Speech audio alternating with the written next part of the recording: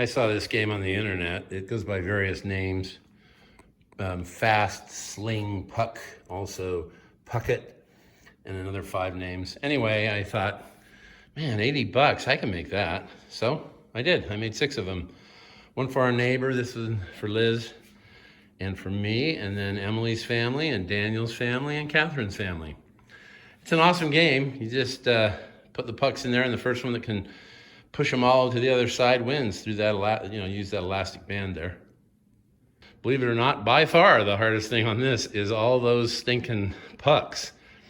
You have to cut them, sand them, stain them again, put lacquer on them, and lacquer on them, and lacquer on them, and then quickly sand them again, and there you are.